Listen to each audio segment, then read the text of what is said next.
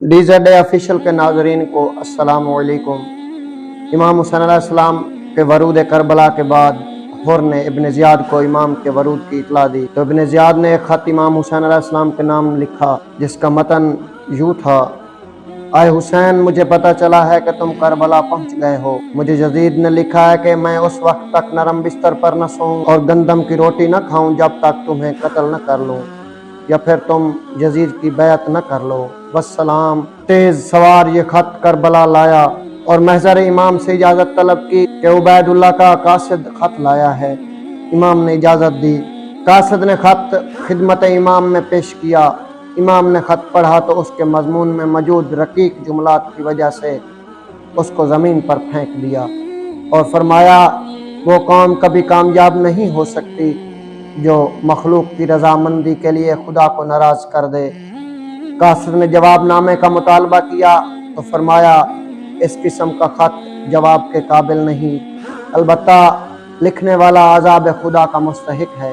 जब इब्न ज़ियाद का कासिद वापस पहुंचा तो उसने इब्न ज़ियाद को उस खत के बारे में इमाम हुसैन अलैहिस्सलाम का रवैया बताया तो वो बहुत आग बगोला हो गया। जामिया मस्जिद कूफा आया, मिंबर पर तकरीर की और लोगों को इमाम हुसैन अलैहिस्सलाम के साथ जंग पर आमादा किया। लोग फौज दर फौज इमाम अलैहिस्सलाम को शहीद करने और इब्न ज़ियाद से दुनिया हासिल करने की खातिर जमा हो गए और एक जर्रार लश्कर आमादा हो गया। अभी मुखन्नफ ने लिखा, इब्न ज़ियाद मलऊन ने 10 सरदारों के नाम मुरतब किए और इनको करबला में फर्जंद रसूल के साथ जंग करने भेजा। पहला अलम उमर इब्न साद मलऊन का था, 4000 सवार देकर करबला की तरफ रवाना किया। दूसरा अलम उर्वा बिन कैस का था जिसका लश्कर 2000 सवार का था।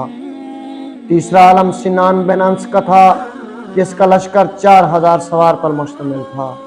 चौथा अलम काका फहरी के बेटे के लिए मुख्तस किया जिसका लश्कर 4000 सवार का था।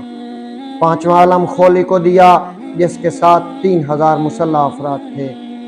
छठा अलम कशम के लिए खास किया जिसके साथ 3000 मुसल्लह अफराद थे। सातवां अलम हसीन बिन नमीर गद्दार को दिया जिसके पास 8000 सवार थे। आठवां अलम अबू कद्दार बहली को दिया जिसके साथ 9000 सवार थे। नौवां अलम आमिर बिन सरीमा को दिया, उसे 6000 के लश्कर पर सरदारी हासिल थी। 10वां अलम शबस बिन रबी पलीद को दिया और उसे 10,000 के लश्कर का सरदार बनाया। ये लश्कर 3 मुहर्रम से करबला में आना शुरू हुए और 9 मुहर्रम की असर तक आते रहे। जब तमाम लश्कर वारिद करबला हो गए तो ज़मीन करबला में तिल भर जगह खाली न थी और लश्करियों ने तमाम बयाबा को पुर कर दिया था। अलबत्ता ये लश्कर बारी बारी करबला आते रहे। इस हवाले से लश्करियों की कुल तादाद 53,000 थी और अगर हुर के लश्कर को भी साथ शामिल किया जाए तो 54,000 तादाद बन जाती है। हसान बिन कैद बिन बकर अल-असबी कहता है, मैं इब्न ज़ियाद के पास बैठा था कि इब्न साद का ख़त पहुँचा जिसका मजमून ये था: बिस्मिल्लाहिर्रहमानिर्रहीम, अम्मा बादो, बाद अज़ हम्दो खुदा, मैंने करबला पहुँचते ही किसी को इमाम हुसैन के पास भेजा ताकि उनके इधर आने का मकसद दरियाफ्त करूँ।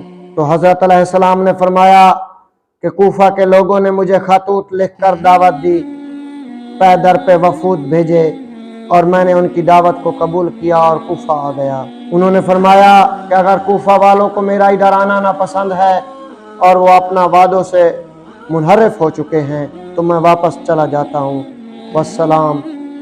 रावी कहता है कि इब्न ज़ियाद ने ख़त पढ़ा और कहका लगाया और कहा, अब हमने इमाम अलैहिस्सलाम को घेर लिया है तो वो निकलना चाहते हैं, हालांकि अब हम उसे कतन नहीं छोड़ेंगे।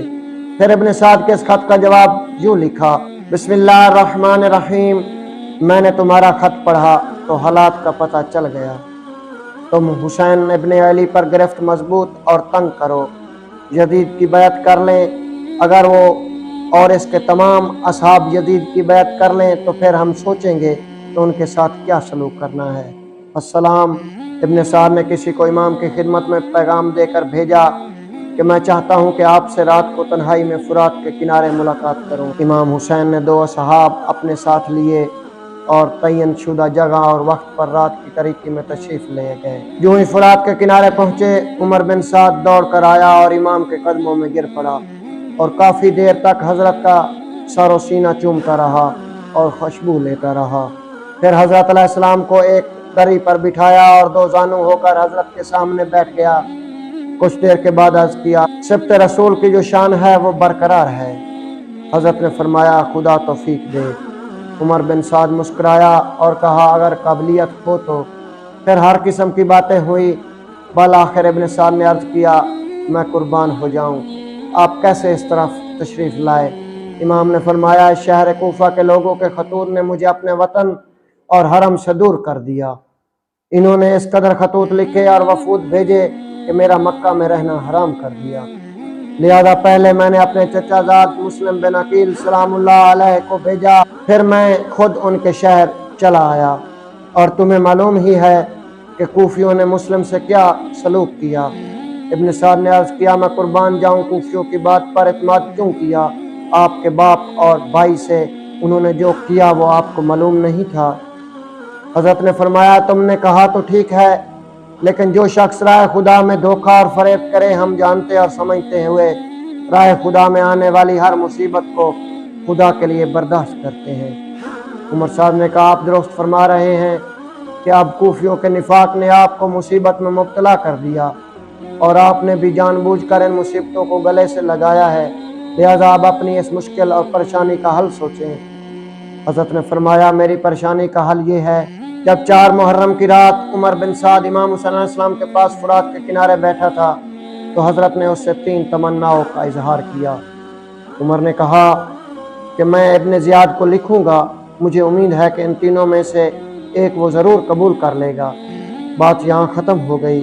امام حسین علیہ السلام اپنے خیمے میں تشریف لائے اور عمر سعد اپنے خیام کی طرف چلا گیا۔ 4 محرم کی صبح عمر صاحب نے اپنے لشکر کے زعیمہ کو بلایا اور ان سے امام حسین اور ابن زیاد کے بارے میں مشورہ کیا۔ باتیں ہو رہی تھی اور عمر صاحب امام حسین علیہ السلام کے بے قصور ہونے کی بات کر رہا تھا کہ اچانک اس وقت کوفہ سے ابن زیاد کا قاصد آ پہنچا اور عمر صاحب کے خط کا جواب لایا۔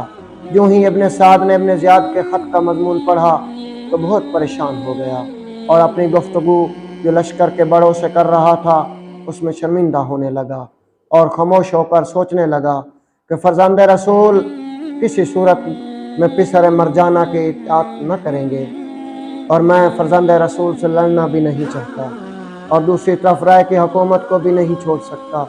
یہی باتیں دل میں سوچ رہا تھا کہ ایک اور قاصد آ پہنچا اور ابن زیاد کا دوسرا خط دیا۔ اے ابن سعد، میں اتنا بڑا لشکر تمہیں بلا وجہ نہیں دیا اور اس قدر گھڑ سوار اور تیر اندازوں کو تمہاری اطاعت میں بے مقصد نہیں دیا۔ خبردار ہو کہ مجھے صبح و شام تمہارے دن و رات کے حالات معلوم ہوتے رہتے ہیں۔ حسین علیہ السلام پر حالات کو تنگ کرو تاکہ وہ جنگ کرے یا یزید کی بیعت کر لے، مہلت نہیں دینا، اور حسین پر تنگی کرنے کا مطلب یہ ہے کہ اس کا پانی بند کر دو تاکہ اس کو تکلیف ہو اور وہ بیعت کرے یا جنگ کرے۔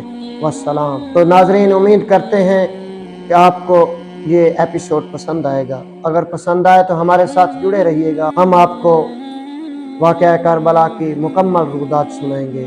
اگلے ایپیسوڈ تک اجازت دیجیے۔ اللہ حافظ۔